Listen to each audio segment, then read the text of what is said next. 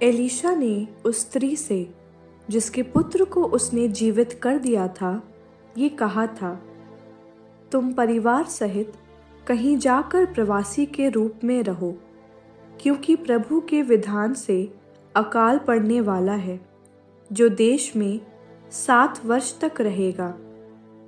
उस स्त्री ने ईश्वर भक्त के परामर्श के अनुसार किया था और वो चली गई थी।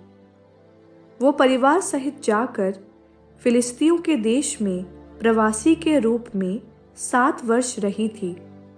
7 वर्ष बीतने पर वो फिलिस्तियों के देश से लौटी और अपने घर तथा अपने खेत पुनः प्राप्त करने राजा के पास गई। उस समय राजा ईश्वर भक्त के सेवक गेहजी से बातें कर रहा था और उसने उससे कहा, मुझे एलीशा के सब महान कार्यों के बारे में बताओ। जिस समय वो राजा को ये बता रहा था कि उसने किसी मृतक को जीवित कर दिया था, ठीक उसी समय वो स्त्री, जिसके पुत्र को उसने जीवित किया था, अपने घर और खेत पुनः प्राप्त करने राजा के पास आ पहुंची। गेहजी ने कहा, मेरे स्वामी और राजा, ये वही स्त्री है और यही है उसका पुत्र, जिसे एलीशा ने पुनः जीवित किया था। राजा के पूछने पर स्त्री ने सब हाल बताया। इसके बाद राजा ने ये कहते हुए एक अधिकारी को उसका काम करने की आज्ञा दी, इसे उसका घर द्वार, धन संपत्ति सब वापस दिला दो और उसके चले जाने के बाद से उसके खेत की आज तक की उपज भी वापस दिलाओ। एक बार एलीशा दमिश्क आया। उस समय अराम का राजा बेन हदद बीमार था। जैसे ही उसे यह समाचार मिला कि ईश्वर भक्त यहाँ आया है, राजा ने हजाएल को आज्ञा दी, एक भेंट लेकर उस ईश्वर भक्त से मिलने जाओ और उसके द्वारा प्रभु से पूछो कि क्या मैं इस बीमारी से अच्छा हो जाऊंगा। हजाएल 40 ऊँटों पर दमिश्क की सर्वोत्तम चीज़ें लाद कर उन्हें भेंट स्वरूप एलीशा के पास ले गया। वो उसके पास आकर बोला, अराम के राजा, आपके पुत्र बेन हदद आपसे पूछते हैं कि क्या वो इस बीमारी से अच्छे हो जाएंगे। एलीशा ने उसे उत्तर दिया, जाओ और उससे कहो कि आप अच्छे तो अवश्य हो जाएंगे, परंतु प्रभु ने मुझ पर प्रकट किया है कि उसकी मृत्यु हो जाएगी। इसके बाद ईश्वर भक्त निर्विकार भाव से उसे देखता रहा और रोने लगा। हजाएल ने पूछा, मेरे स्वामी रो क्यों रहे हैं? उसने उत्तर दिया, मैं जानता हूँ कि तुम इज़राइलियों के साथ कितना बुरा व्यवहार करोगे।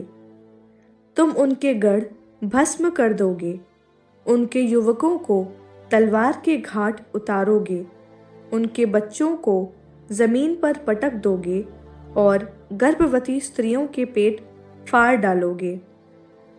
हजाएल ने कहा, आपका ये दास, ये कुत्ता क्या है कि वो ये सब कर पाएगा? एलीशा ने उत्तर दिया, प्रभु ने मुझ पर प्रकट किया है कि तुम अराम के राजा बनोगे। इसके बाद वो एलीशा के यहाँ से अपने स्वामी के पास लौटा। उसने उससे पूछा, एलीशा ने तुमसे क्या कहा है? उसने उत्तर दिया, उसने कहा कि आप अवश्य अच्छे हो जाएंगे। पर दूसरे दिन उसने चादर ली और उसे पानी में डुबाकर उसके सिर पर रखा। इसी से उसकी मृत्यु हो गई। उसकी जगह स्वयं हजाएल राजा बन गया। इज़राइल के राजा अहाब के पुत्र यहोराम के 5वें वर्ष यहोशाफाट का पुत्र यहोराम यूदा का राजा बना। जब वो शासन करने लगा, उस समय उसकी अवस्था 32 वर्ष थी। उसने यरूशलेम में 8 वर्ष तक राज्य किया। वो अहाब के घराने की तरह इज़राइल के राजाओं के मार्ग पर चलने लगा, क्योंकि अहाब की एक पुत्री उसकी पत्नी थी। उसने वही किया जो प्रभु की दृष्टि में बुरा है। प्रभु ने अपने सेवक दाऊद के कारण यूदा को नष्ट नहीं किया, क्योंकि उसने प्रतिज्ञा की थी कि वो दाऊद और उसके वंशजों के लिए सदा एक दीपक जलाए रखेगा।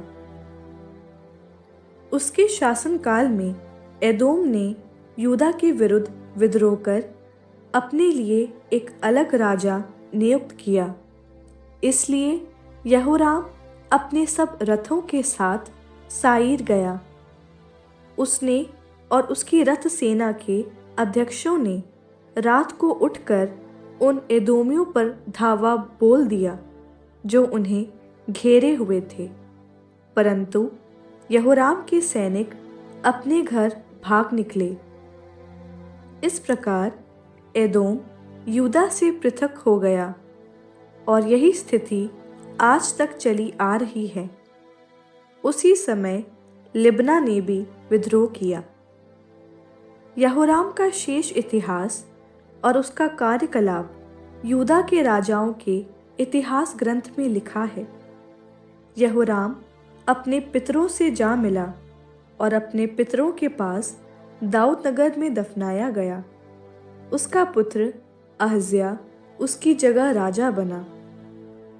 इज़राइल के राजा अहाब के पुत्र यहोराम के 12वें वर्ष यहोराम का पुत्र अहज्या यूदा का राजा बना। जब अहज्या शासन करने लगा, उस समय उसकी अवस्था 22 वर्ष थी। उसने यरूशलेम में 1 वर्ष शासन किया। उसकी माता का नाम अतल्याह था। वो इज़राइल के राजा ओम्री की पौत्री थी। अहज्या भी अहाब के घराने के मार्ग पर चलता था, क्योंकि अहाब के घराने से उसका वैवाहिक संबंध था। उसने अहाब के घराने की तरह वही किया जो ईश्वर की दृष्टि में बुरा है। अहज्या अहाब के पुत्र यहोराम के साथ अराम के राजा हजाएल से लड़ने गिलआद के रामोत गया। वहाँ अरामियों ने यहोराम को घायल कर दिया। अराम के राजा हजाएल से लड़ते समय अरामियों ने उसे रामोत में घायल कर दिया और राजा यहोराम घावों का उपचार कराने गिज़एल लौट गया। यूदा के राजा यहोराम का पुत्र अहज्या अहाब के पुत्र यहोराम को देखने यिज्रेल गया, क्योंकि वो घायल था।